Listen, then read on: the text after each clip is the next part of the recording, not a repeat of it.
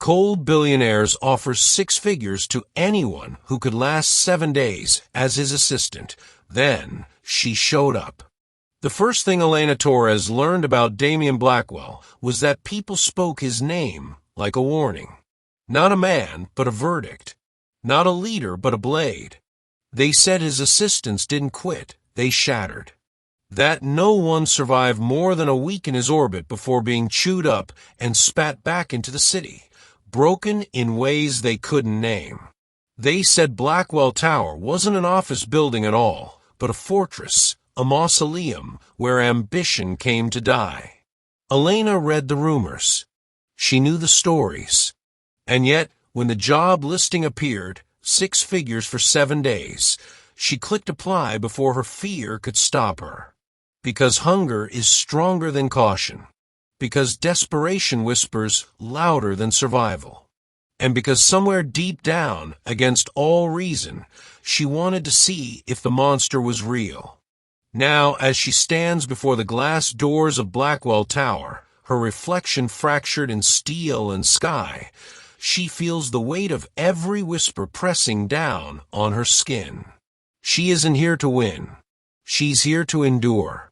And Damien Blackwell is waiting. If you're enjoying this story, click subscribe, like this video, and comment what time it is that you're watching this video. Now let's get back to the story. 6 figures. The number glowed at the top of the listing like a beacon in the darkness of Elena Torres's tiny apartment. She blinked at the screen, rubbed her eyes, then leaned closer as if the words might dissolve if she looked away. Personal assistant to Damien Blackwell. Compensation, $120,000 per week. Immediate start. Her pulse jumped. A week's work for a year's rent. A year's treatments for her mother. Enough to breathe again. And enough, if the rumors were true, to destroy her. Even Elena, unemployed, behind on rent, and living on instant noodles, knew the name Damien Blackwell. The cold king of Wall Street. The man who turned companies into empires and rivals into ash. A billionaire whispered about in articles, gossip blogs, and corporate chat rooms. Assistants came and went like ghosts. Some lasted days, others hours. One had apparently fled the tower barefoot in tears. No one survived a full week. Scrolling further, Elena saw the avalanche of online chatter beneath the posting. 6 figures. Try 6 funerals. You couldn't pay me enough to be his slave. Guy doesn't want an assistant. He wants a victim. Elena leaned back in her chair, the glow of her laptop screen bleaching her pale face. She thought of her mother's medication bottles lined up on the counter, some nearly empty. She thought of the past due envelope taped to her fridge. She thought of the silence that came every night after she sent out resumes into the void, waiting for rejection emails that never even bothered to lie. Her hand hovered over the trackpad. Every instinct screamed no, but desperation was louder. She clicked apply now. The reply came faster than she expected. A single line in a cold automated email. You are scheduled for preliminary assessment. Report to Blackwell Tower. Floor 70. Friday, 9 a.m. sharp. Elena stared at it for a long time, her breath caught between terror and relief. No interview. No buffer. Just a time, a place, and the silent weight of expectation. Friday morning arrived too quickly. Elena stood at the base of Blackwell Tower, neck craned, staring at 70 stories of mirrored steel that cut into the Manhattan sky like a blade. Clouds dragged across its reflective surface, fractured and devoured. Her thrift store blazer itched against her skin. Her second-hand heels pinched. She clutched her worn leather handbag like armor. Inside, her resume, a Metro card, and the last $20 bill she had to her name. 7 days, she told herself. Just 1 week. Survive that, and everything changes. The revolving doors hissed open, and she stepped inside. The lobby was cavernous, a temple of glass and marble. Every surface gleamed, every sound echoed.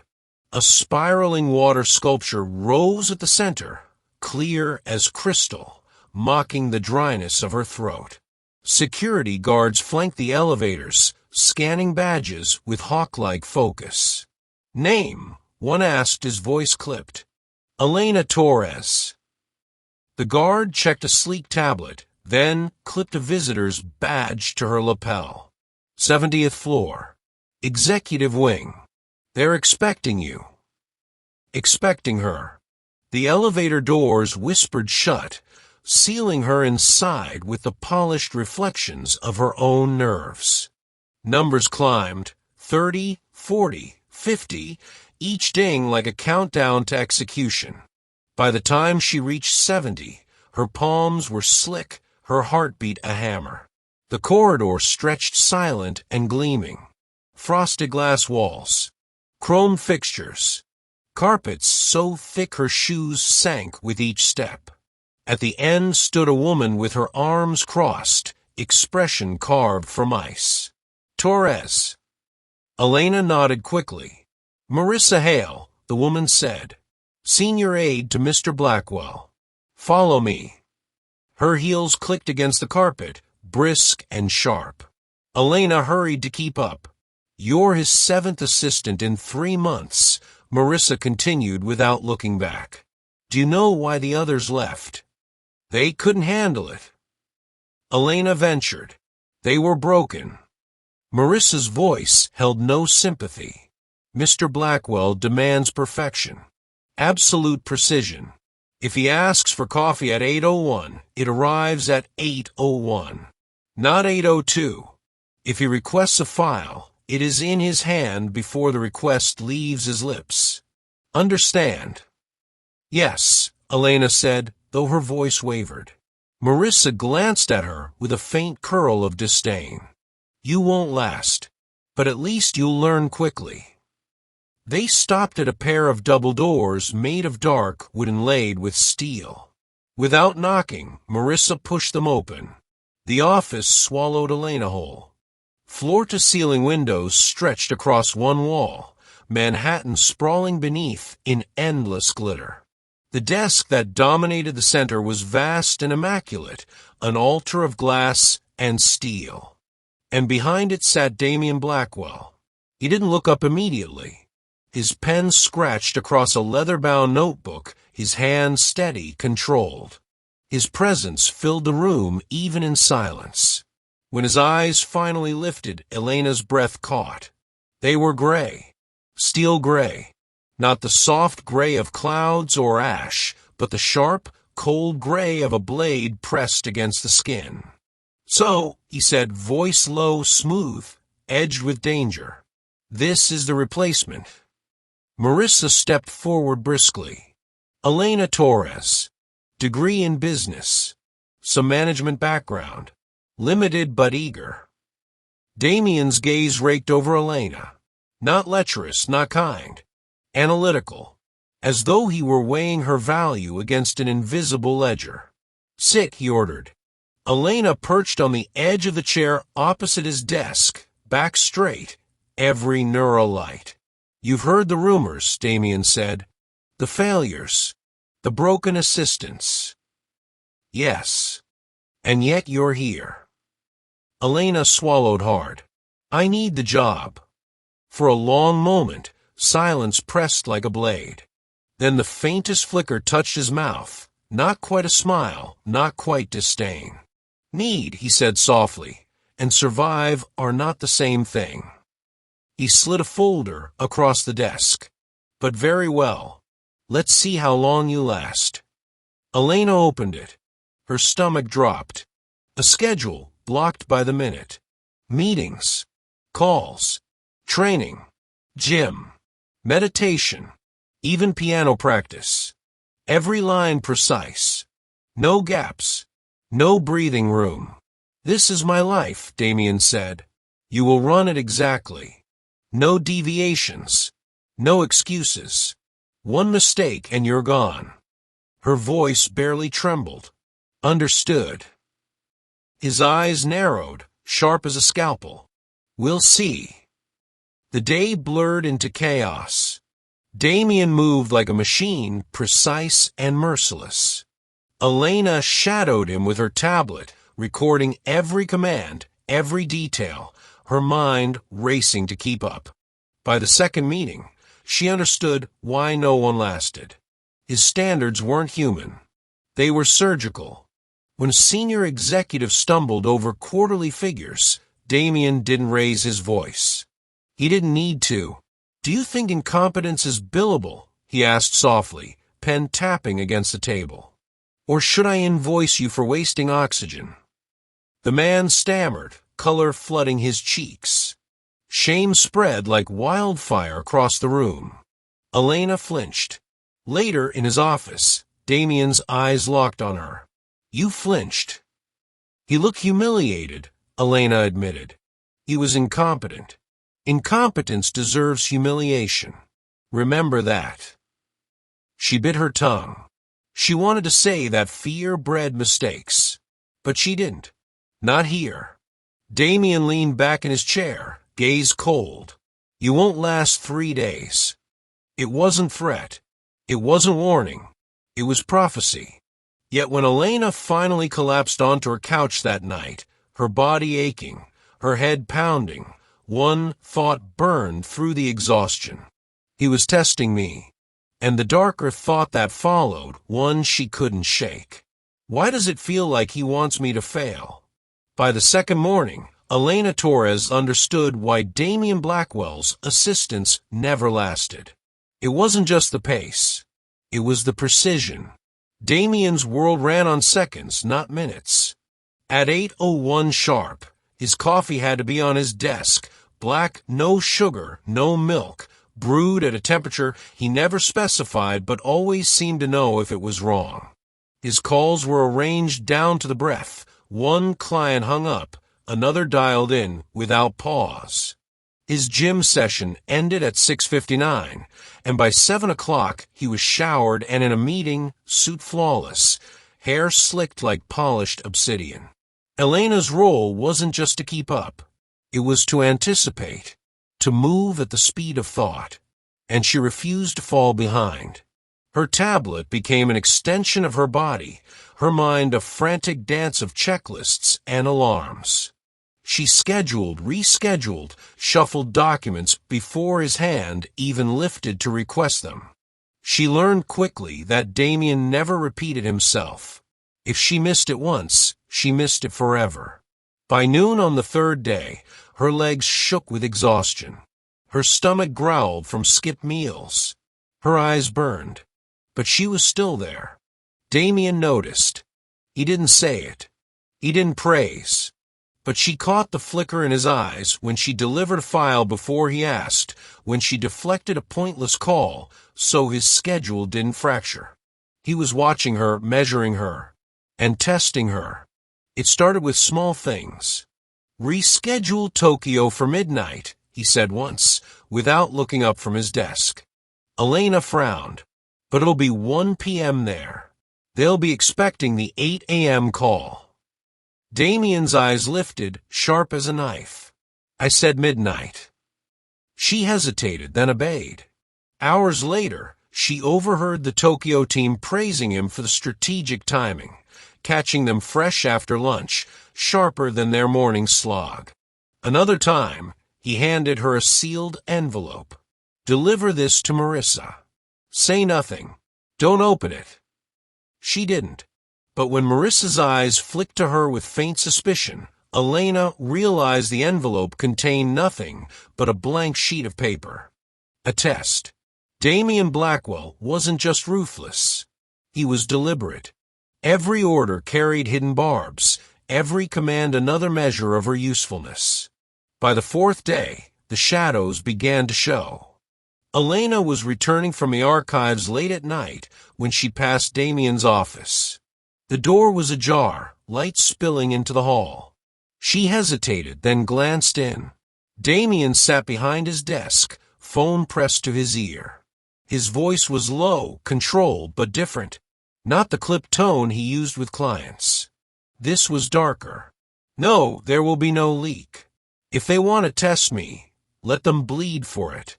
Yes, I'll handle it myself. Silence. His jaw tightened. Make sure Renard gets the message. If he wants war, he'll have it. The phone clicked shut. Elena froze, breath caught. She didn't know who Renard was, but the weight of that conversation pressed heavy against her ribs. This wasn't business as usual. This was something else. The floor creaked under her heel. Damien's head lifted. His eyes cut across the office, pinning her. Torres. His voice was quiet, too quiet. Why are you here? Her throat tightened. I was just filing the archives. Lies waste my time. Her cheeks flushed. I wasn't lying. I finished and... Curiosity, he interrupted, his tone sharp as steel, will kill you faster than incompetence. Silence stretched, heavy. Finally, he set his pen down, gaze never leaving hers. Go home. Be here at 7. Elena stumbled out, heart hammering. The warning rang in her ears all night. Curiosity will kill you. The next day, Damien's tests grew sharper. At a board meeting, an executive presented inflated projections. Elena's got twisted. She'd seen the real numbers in his files. Damien extended his hand. Projections. Elena froze. On her tablet was the doctored report, but also the real one. A choice. Her palms slicked with sweat. If she gave him the doctored one, she'd be complicit. If she gave him the real one, she'd expose the executive and risk angering Damien if he wanted to lie. In the silence, she made her choice. She slid the real report into his hand. Damien's eyes flicked to the page, then to the executive. His lips curved, not into a smile, but something colder. Interesting. He closed the folder with a soft click. Meeting adjourned. The executive left pale, shaken. Later, Damien passed Elena in the hall. He didn't stop, didn't glance. But as he walked by, he murmured, "You chose well." It wasn't praise, but it was something. That night, Elena stayed late to finish sorting documents. The floor was quiet, emptied of its daytime swarm. She heard it then, faint, drifting through the stillness. Music. Curiosity tugged her steps down the corridor, toward a set of double doors left slightly ajar. She peered inside. Damien sat at a grand piano, sleeves rolled, fingers gliding across the keys. The melody was haunting, sharp with longing and sorrow. The man who ruled boardrooms with an iron hand played as if he were unraveling. Elena's breath caught. The last note lingered in the air. Damien's head lifted slightly. Enjoying the show, Torres? She froze. He hadn't turned, hadn't looked, but he knew. I didn't mean to intrude, she stammered. Then why did you? The words stung. You play beautifully, she whispered. His fingers flexed over the keys. Beautiful isn't useful. It's human, she said softly, before she could stop herself. Silence. Finally, Damien turned his head, his gray eyes unreadable. Go home. She obeyed, but as she walked away, her heart twisted. She had seen something no one else had, a crack in the machine. And she wondered, not for the first time, what kind of darkness he was hiding. Elena Torres had survived 5 days. 5 days of precision and pressure, of running Damien Blackwell's life to the second, of tests wrapped in orders disguised as routine. Every morning she woke up certain she would fail, and every night she collapsed into bed wondering how she hadn't. But survival came at a cost. She barely ate. She barely slept. Her body thrummed with caffeine and adrenaline. Her mind, once sharp, now spun constantly, parsing Damien's clipped words, his glances, his silences. And in those silences, she began to notice the cracks. It started with a dinner meeting on Friday night. The Harrington Club was one of those Manhattan institutions with velvet drapes and chandeliers worth more than Elena's entire neighborhood. Damien strode in as if the place belonged to him, his suit knife-sharp, his presence commanding. Elena trailed behind, clutching her tablet like a shield. The men waiting at the table weren't ordinary businessmen. She could tell by the way they sat, too stiff, too alert, eyes that flicked to corners of a room as if scanning for threats. Introductions were curt. Mr. Blackwell. Nods, not handshakes. Elena placed the files in front of Damien as instructed. She stood silently at his shoulder, invisible but listening. The conversation wasn't about markets or stocks. It was coded jag spoken in half-truths. Renard thinks he can corner the shipping contracts. Let him think. There's talk of a leak. There won't be. And Damien, calm, cold, every word deliberate. If Victor Renard wants a war, he'll learn I don't lose them. Elena's fingers tightened on her tablet. The name again. Renard.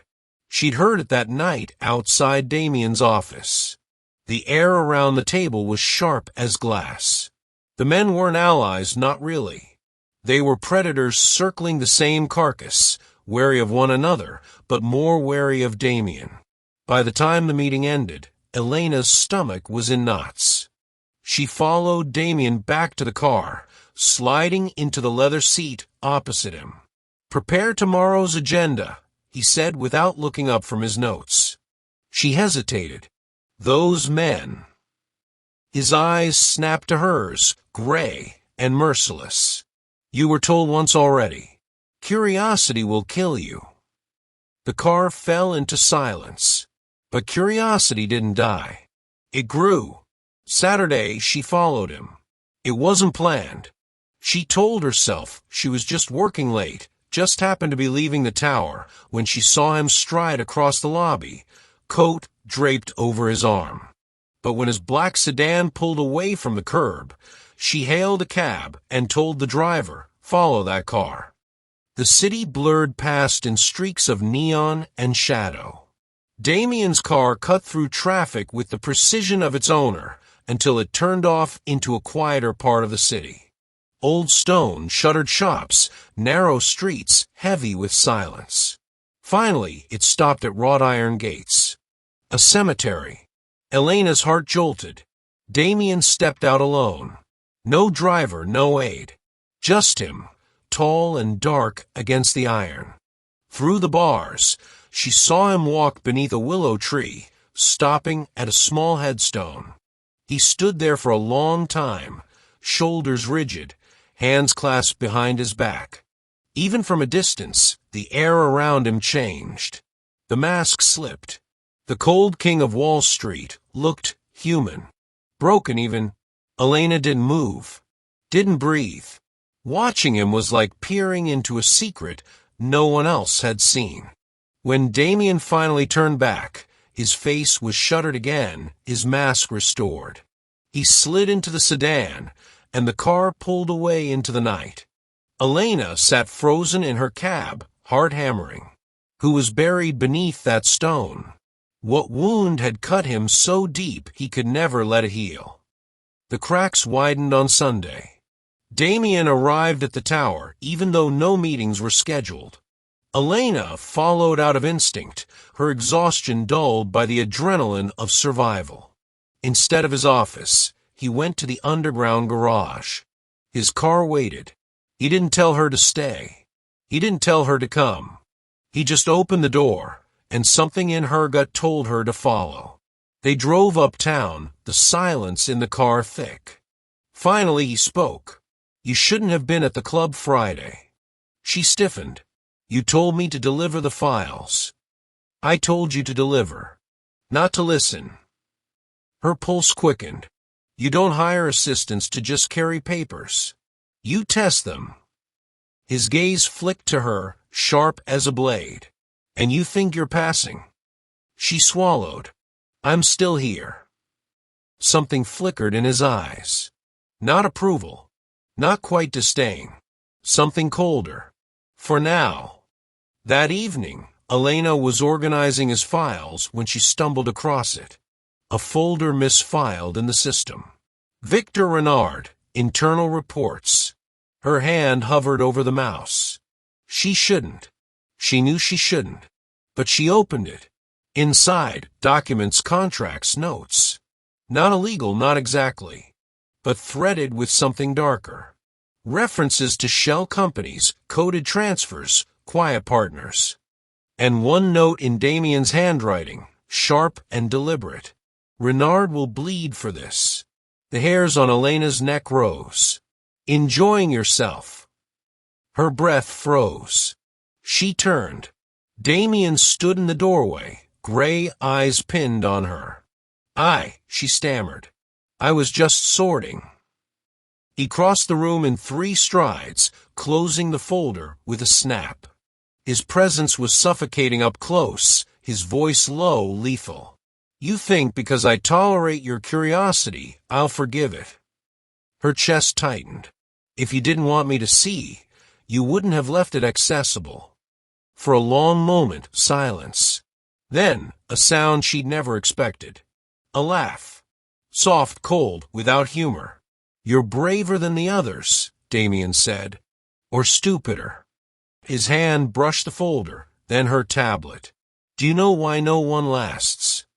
Elena forced herself to hold his gaze. Because you break them. Wrong. His voice dropped to a whisper. Because they don't understand the cost of standing too close. He leaned in, so close she could see the flecks of steel in his eyes. You should walk away now, Torres. Before you see too much. Her heart pounded, but her voice came steady. I can't. Damien studied her for a long, unbearable silence. Finally, he straightened, his expression unreadable. Then you'd better be ready to bleed. He left her there, trembling, the words echoing in her skull. And for the first time, Elena wondered if surviving this job meant more than just enduring Damien's cruelty. It might mean surviving Damien himself. By Monday morning, Elena Torres knew she had crossed a line. The look in Damien Blackwell's eyes the night he caught her with the Renard folder lingered like frostbite. He hadn't fired her. He hadn't even raised his voice. But his warning, be ready to bleed, had carved itself into her bones. And yet she stayed. Each day felt sharper, heavier.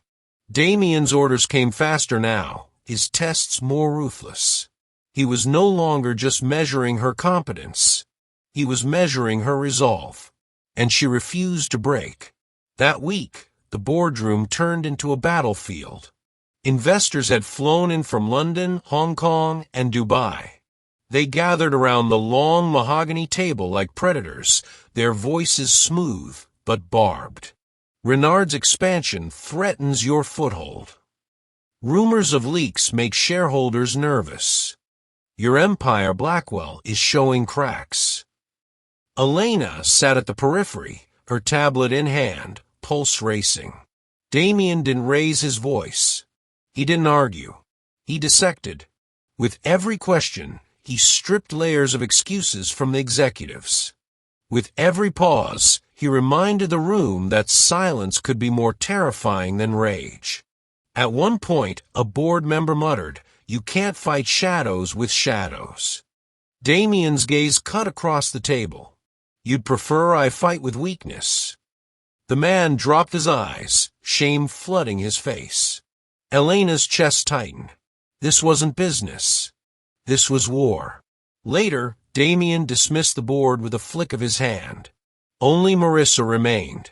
"They're nervous," she said quietly once the room cleared. "Renard's bleeding us in Asia. If this keeps up." Damien's hand slammed onto the table. Not loud. Controlled. But the shock made Elena flinch. "This keeps up," he said coldly, "until I decide it ends. Not Renard. Not the board. Me." His eyes flicked toward Elena then, as if daring her to look away. She didn't. That night, the truth peeled back further. Elena had stayed late, sorting files, when she noticed movement outside Damien's office. The doors were cracked. Voices drifted out, not Damien's, but men she hadn't seen before. Their suits were expensive, but their voices weren't corporate. Rougher, hardened, shipments delayed. Renard's people intercepted. We can't move without exposure. Then cover it. Burn the trail. Elena froze. Her breath caught. These weren't board members. These weren't investors. One of the men stepped into view. A scar ran down his jaw, disappearing into his collar. His posture wasn't that of a businessman. It was a soldier's. Damien's voice cut through the air, low and lethal. I don't pay you to bring me problems. I pay you to erase them. The men stiffened. We'll handle it. The doors shut. Footsteps echoed. The man left without noticing her. Elena pressed herself against the wall, pulse thunderous. Shipments. Interceptions. Covering trails. This wasn't business. This was something else. Something darker. She didn't sleep that night. Every whisper of the city, through her thin apartment walls, sounded like a warning. Every shadow stretched longer. When she arrived at the tower the next morning, Damien was already at his desk. He looked immaculate, as if the night had never happened. But when his eyes lifted to hers, she swore he knew. You're pale, he said evenly. Did the ghosts of incompetence keep you awake? She forced her voice steady. I worked late. His gaze lingered on her. For once, it wasn't calculating. It was probing. Searching. Finally, he leaned back in his chair. Tell me, Torres, do you know what keeps an empire alive? She swallowed. Money. Strategy. Fear, he said softly. Fear keeps men loyal. Fear keeps competitors cautious. Fear builds walls thicker than steel. Her skin prickled. And trust? She asked before she could stop herself. Something flickered across his face. Not anger. Not amusement. Something sharper. Trust is a weapon, he said. Give it to the wrong hands, and it cuts you open. The words haunted her through the day. Trust is a weapon. By evening, she couldn't stop herself. She confronted him. Who is Renard? She asked quietly, once the office emptied. Damien's head lifted slowly. His pen stilled. I warned you about curiosity, he said. You keep testing me, she shot back, heart pounding. You want me to pass. Then stop treating me like a shadow. Tell me what I'm walking through. For a long time, he said nothing. Just watched her, the silence heavier than any rebuke. Finally, he stood, moving toward the window. Manhattan sprawled below, in glittering arrogance. His reflection in the glass looked carved from stone. Victor Renard was once my partner, he said at last. He built his empire with me. Then he decided betrayal was more profitable. Elena's breath caught. He gutted a deal, fed lies to regulators, cost me my first company. Men I trusted walked away with knives in their hands. Renard was the one holding the biggest blade. His eyes found hers in the glass. Cold. Burning. So I learned. Trust no one. Build walls. And if anyone tries to climb them, cut them down. Her chest tightened. So this war between you and Renard is not your concern, Damien interrupted, turning sharply. Your concern is keeping my life running while I end his. His voice dropped, softer now, dangerous. But if you want to keep standing in this room, Torres, you need to decide something. Her pulse thundered. What?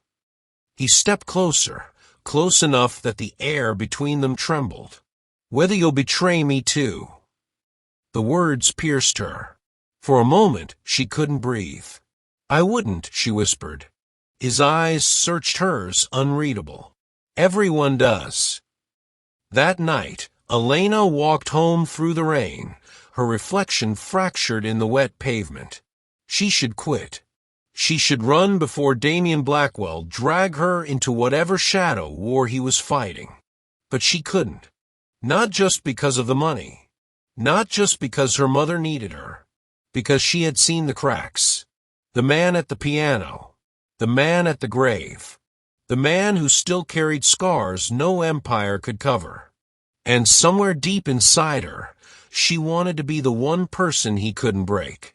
The one person who wouldn't betray him. Even if it cost her everything. The storm broke on a Thursday. It began with a whisper, a phone call, hushed voices in Damien's office. Elena only caught fragments. Leak confirmed, files compromised. Renard's move. By noon, the tower was boiling. Executives paced the halls, phones pressed to their ears, their voices sharp with panic. Marissa Hale barked orders, her usual composure cracking like glass. And Damien? He was calm. Too calm. He sat at the head of the boardroom table, eyes like sharpened steel, hands folded. Around him, chaos swirled. Renard has the contracts. He'll gut the Asian markets. Shareholders are already pulling. Silence. His voice cut through the noise like a blade. The room stilled. This isn't war, Damien said softly. This is slaughter. And he believes he's the butcher. A slow, cold smile touched his mouth. He's wrong. By evening, the tower was nearly deserted. Executives fled to contain the fallout. Only Damien, Marissa, and Elena remained on the top floor. Marissa's eyes burned with suspicion. The leak came from inside. Someone fed Renard the files. Someone close. Her gaze flicked to Elena. Elena's stomach lurched. You think I... Convenient, isn't it? Marissa's voice was sharp. The newcomer. The one with access to everything. The one who's been too curious for her own good. Elena's chest tightened. I haven't betrayed him. Everyone betrays him, Marissa hissed. Damien rose slowly. His gaze locked on Elena, cold, unreadable. Leave us, he said to Marissa. She hesitated, then obeyed, her heels clicking against the marble as she disappeared into the hall. The silence left behind was suffocating. Elena forced herself to meet his eyes. You don't believe her. Damien's jaw tightened. Belief is for children. Evidence is for men. Then look at me. Her voice trembled, but she stood her ground. If you think I betrayed you, fire me. Destroy me. But don't pretend you don't know the truth. His eyes searched hers, sharp, dissecting. Seconds stretched. Finally he spoke, his voice low. Do you know what I see when I look at you, Torres? Her pulse hammered. What? A risk. He stepped closer. A distraction. A weakness Renard would exploit if he knew how close you stand. Her throat tightened. Then push me away. He froze.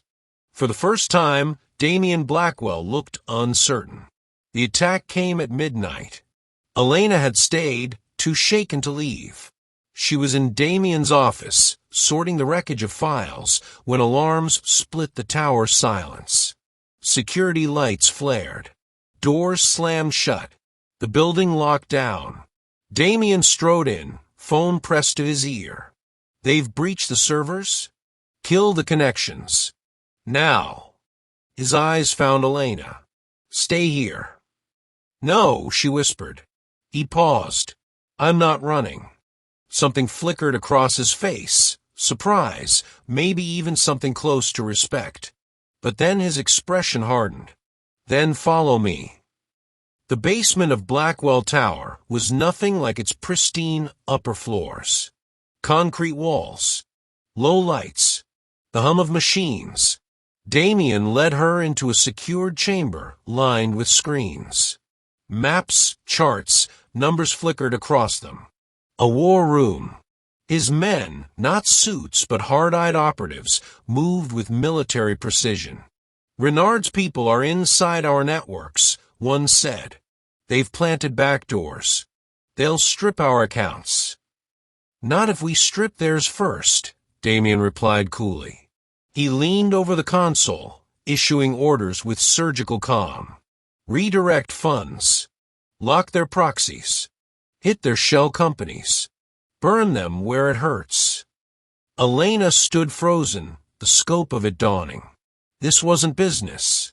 This was a battlefield, and Damien was its general.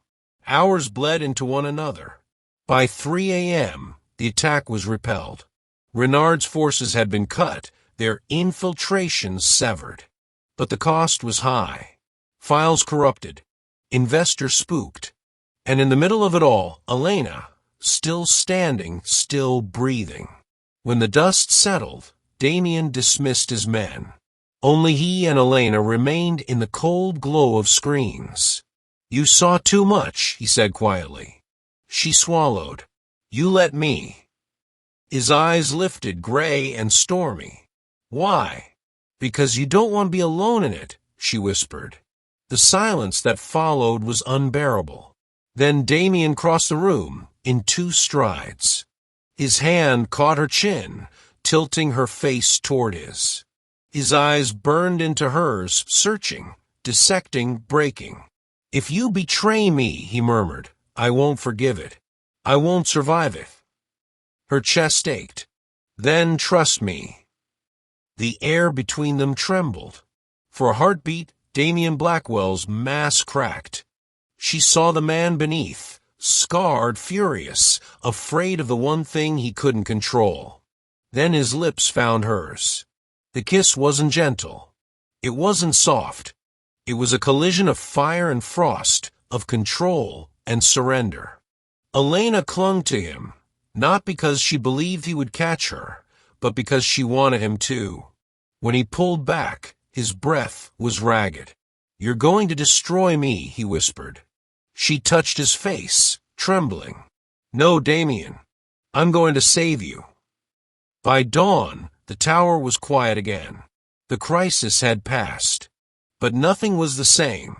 Elena wasn't just his assistant anymore. She was his risk, his weakness, his choice. And Damien Blackwell, the cold king, the man who trusted no one, had finally let someone inside his walls. The sun rose over Manhattan, gilding the glass of Blackwell Tower in pale gold. For once, the building looked almost gentle, its edges softened by dawn. Inside, the silence was heavy.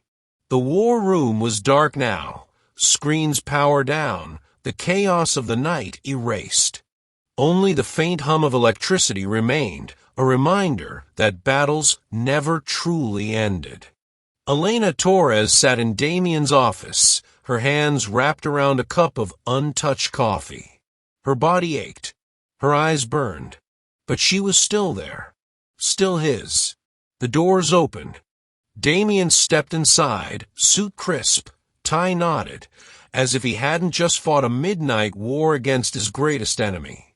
His mask was back in place, smooth, cold, commanding. But when his eyes found her, it slipped. For a heartbeat, he looked at her not as his assistant, not as a soldier in his private war, but as something else. Something he hadn't allowed himself in years. "Elena," he said softly. Her name on his lips did strange things to her chest. She rose, meeting his gaze. "Renard isn't finished." "No," Damien agreed. He crossed the room, stopping close enough that she could feel the heat radiating from him. "But neither am I." He reached out, his fingers brushing her wrist, tentative, almost uncertain. As if even now, after everything, he wasn't sure she was real. "You should walk away," he murmured. "You should take the money and disappear before this destroys you." Elena's throat tightened. "Do you want me to?" His eyes burned into hers. "I want you safe." She smiled faintly. That's not the same thing. Silence stretched between them, heavy with all the words unspoken. Then Damien exhaled, a sound like surrender. Stay then, he said, but understand this, Torres. My world doesn't forgive weakness. It doesn't forgive mistakes. If you stand with me, you stand on the edge of ruin. Her hand slid into his, steady despite the tremor in her bones. Then I'll stand on the edge. His fingers closed around hers, tight, unyielding. For once, not to test, not to measure, but to hold. Weeks later, the tower hummed with life again. Investors returned. Markets stabilized. On the surface, Damien Blackwell's empire looked untouched. But beneath, the war still simmered. Renard waited in the shadows, and Damien sharpened his strategies like blades. And Elena was still at his side. She learned quickly, not just the rhythm of his days, but the rhythm of his silences. The way his fingers lingered at the piano keys when he thought no one was watching. The way his eyes flicked to the window at night, searching for ghosts only he could see. Sometimes she caught him watching her too, as if trying to decide whether she was real or just another illusion that would betray him. Each time, she met his gaze steadily. Each time, he looked away first. One evening, she found him again at the piano. The melody was darker this time, jagged and fierce, but threaded with something fragile. He stopped when he saw her, hands hovering over the keys. Still spying, he asked, voice cool. Still hiding, she countered. A faint curve touched his lips, not a smile, but close. He rose, crossing the space between them.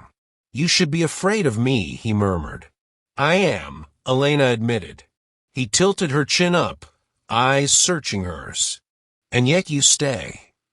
She pressed closer, her voice steady. Because I see the man behind the mask, and he's worth saving. For a long moment, Damien Blackwell said nothing. Then slowly he lowered his forehead to hers. You're going to break me, he whispered. Elena closed her eyes, her hand resting over his heart. No, Damien, I'm going to put you back together. Outside, the city pulsed with light and shadow, war and beauty intertwined. The cold king still ruled his empire, still walked the edge of ruin. But for the first time, he wasn't walking it alone. Thank you so much for watching this story to the end. We are committed to bringing you the most touching stories that teach powerful lessons about love, kindness, and resilience. Click the next video on your screen now. You won't want to miss it. And always remember, we love you,